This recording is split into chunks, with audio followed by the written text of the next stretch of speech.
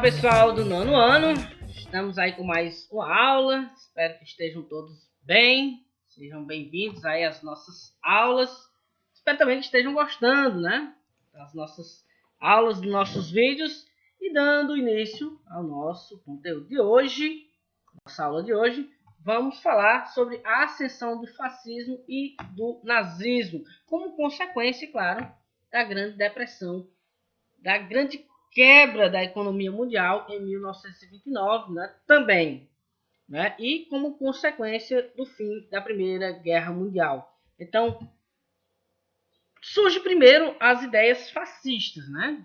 Então, a Grande Depressão de 29 fez surgir as ideias de que as democracias liberais, então a questão das democracias, esse negócio do povo votar, isso é aquela coisa muito liberal, muito aberta, todo mundo opinando, não dava muito certo, né? Porque acabava pessoas, né, comuns opinando em coisas que não deveriam ser feitas, né?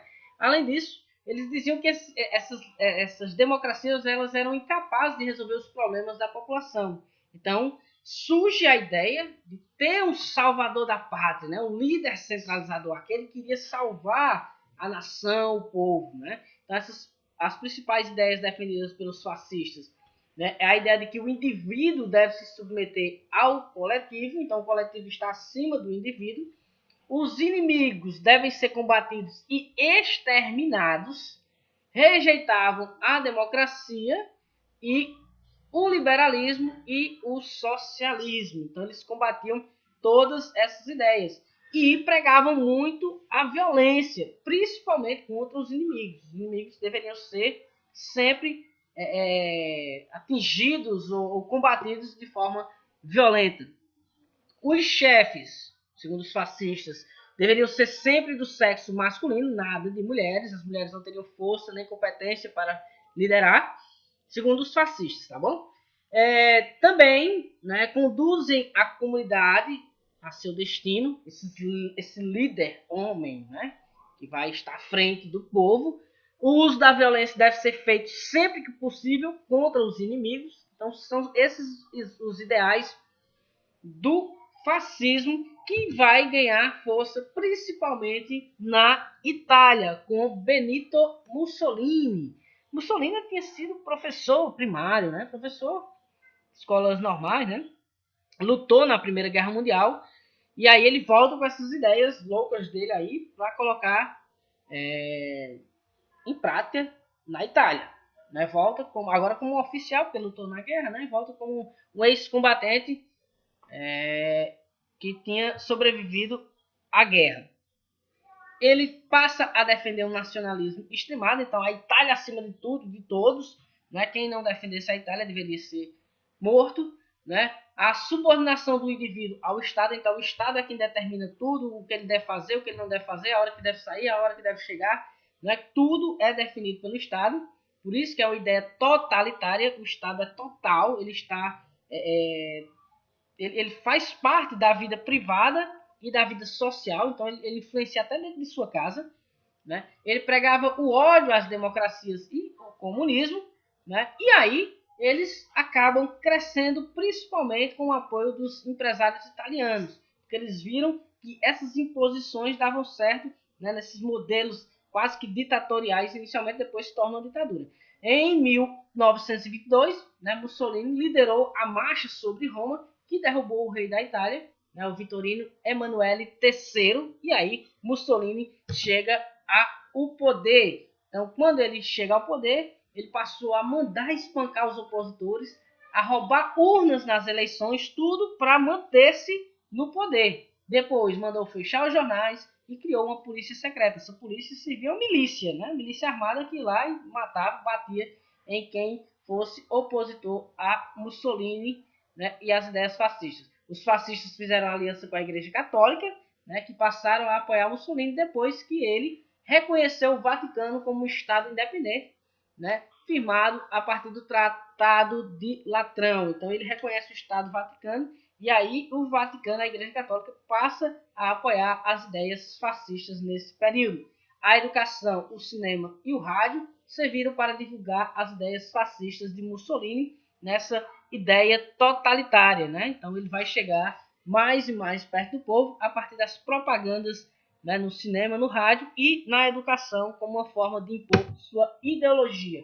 Baseado nessas ideias, surge também o nazismo. Né? O nazismo surge do fascismo. Com a crise, né, após o fim da Primeira Guerra Mundial, fez crescer dois partidos na Alemanha, os comunistas e os nazistas. E aí os nazistas eram liderados pelo ex-cabo Adolf Hitler. Hitler culpava as democracias liberais pela derrota dos alemães na guerra, culpava o Tratado de Versalhes pela miséria na Alemanha, né? Porque a partir do Tratado de Versalhes foi tomado muita coisa da Alemanha e ela teve que pagar a reconstrução de toda a Europa. Então ele começa a defender o nacionalismo extremado e seu discurso de ódio contra os judeus, ciganos, negros e homossexuais ganhou o gosto do povo alemão e ele vai, né, chega a comandar, né, todo esse povo. Ele vai ser, né, preso inicialmente por causa dessas ideias loucas dele e na prisão ele escreve seu livro Minha Luta. É nele que encontramos os ideais nazistas. Quais são os ideais? Superioridade da raça ariana, né, louro, grande, forte, né? A necessidade de um espaço vital, quer dizer, eles têm a ideia de que a Alemanha precisa conquistar os territórios que perdeu na guerra, né? E o antissemitismo, quer dizer, a busca para exterminar os judeus, com a ajuda dos capitalistas dos Estados Unidos e da Inglaterra. A Alemanha começou a sair da crise. Quando ela começa a sair da crise e Hitler tinha saído da prisão, tinha sido solto da prisão, os nazistas fizeram o quê? Atearam fogo no parlamento alemão e colocaram a culpa em quem? Nos comunistas. E aí Hitler chega ao poder por causa dessa manobra que ele fez, né?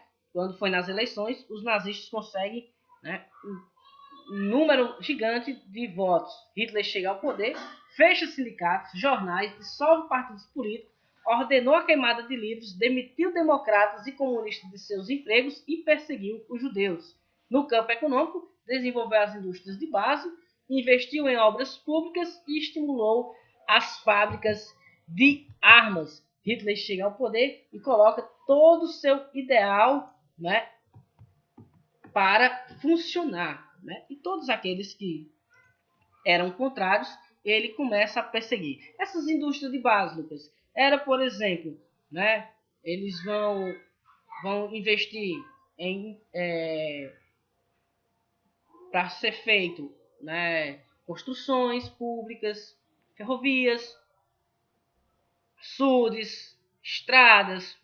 Eles vão investir também, principalmente, na indústria de base, né, de móveis, cosméticos, né? Mas isso era só parte, tudo de forma que o Estado era quem controlava. O Estado era quem controlava, não havia essa ideia do poder privado. O Estado estava controlando.